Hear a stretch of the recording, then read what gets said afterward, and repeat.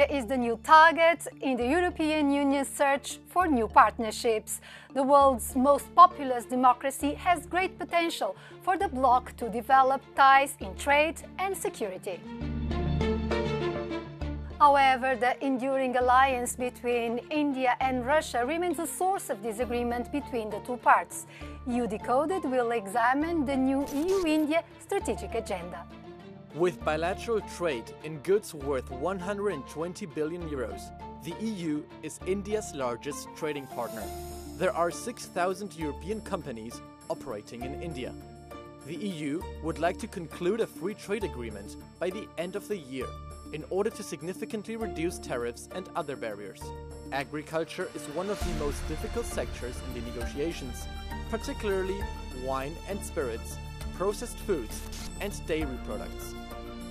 In view of the ongoing geopolitical alignment, another pillar to be developed is the new EU-India security and defense partnership. Later in the program, we will talk more about that, but let's hear what Europeans think of closer ties with India. Δεν υπάρχουν φιλίες μεταξύ κρατών και υπάρχουν μόνο συμφέροντα, καταλάβατε. Έργα όπως ο οικονομικός διάδρομος Ινδίας Μέσης Ανατολής Ευρώπης που μπορούν να βοηθήσουν σε μια κατεύθυνση να απομακρυνθεί η Ινδία ενδεχομένως από τον τόσο σφιχτό εναγκαλισμό με τη Ρωσία και άρα να έρθει πιο κοντά σε δυτικές χώρες και αξίες. Ci sono i cosiddetti compromessi economici che ci sono, dove la moralità lascia il tempo che trova. Poi ormai tanto il mondo è tutto globalizzato, quindi non so cosa è possibile fare altrimenti. Secondo me dovrebbe trovare veramente degli accordi importanti, soprattutto sull'Unione proprio sotto il profilo umano, e poi iniziare un discorso nel profilo economico. Euronews reporter Jorge Liboreiro has been covering this topic.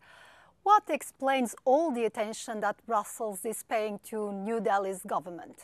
Well, I think it's a mix of diplomatic desperation and strategic pragmatism, because right now the European Union has very tense relations with the United States, it has confrontational relations with China, and adversarial relations with Russia. So it's a very complicated geopolitical situation. And is now looking at India, which is the world's most populous country. It's a rising economic superpower, and it's a major actor in the so-called global south. So it fits these credentials for a new partnership, an important partnership for, navigate together this turmoil of the 21st century. Does this mean that India's traditional alliance with Russia is no longer a red line for the European Union? Well, it's a major source of friction. We have seen recently Indian soldiers participate in joint military exercises of Russia and Belarus near the borders with Poland and Lithuania. And we also know that India is a major client of Russia's crude oil, which is fundamental to finance the invasion of Ukraine.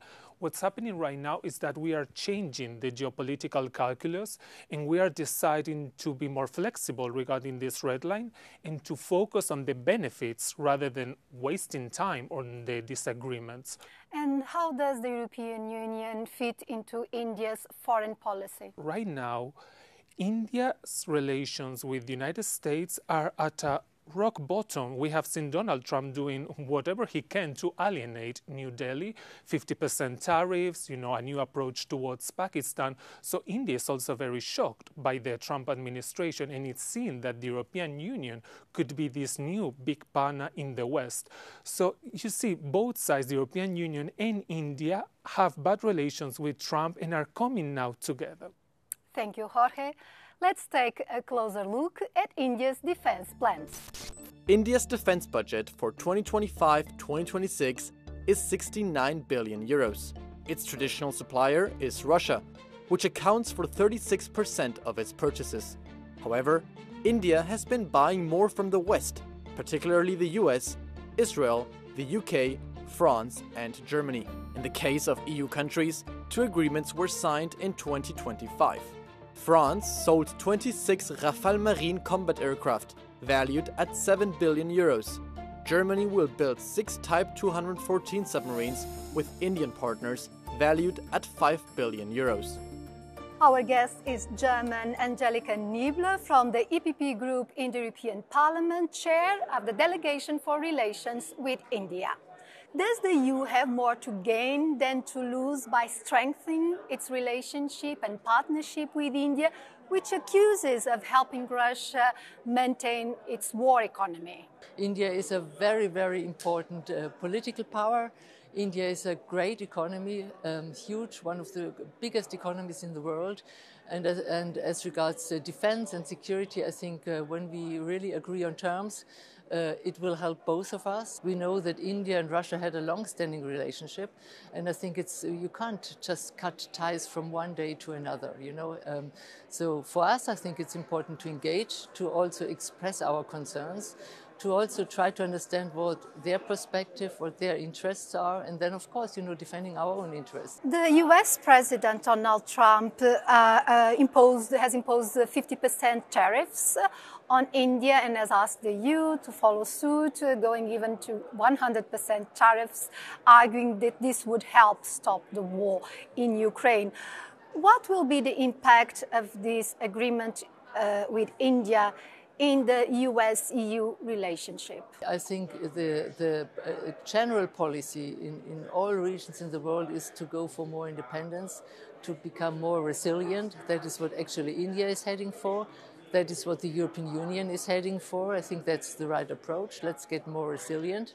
But you know, no region in the world can do it on its own. So I think the way forward is here to go for multilateralism, to see where you have friends, where you have a sort of common understanding. Although China is an historical rival of India, Prime Minister Narendra Modi has shown willingness to have a closer relationship with the Beijing government.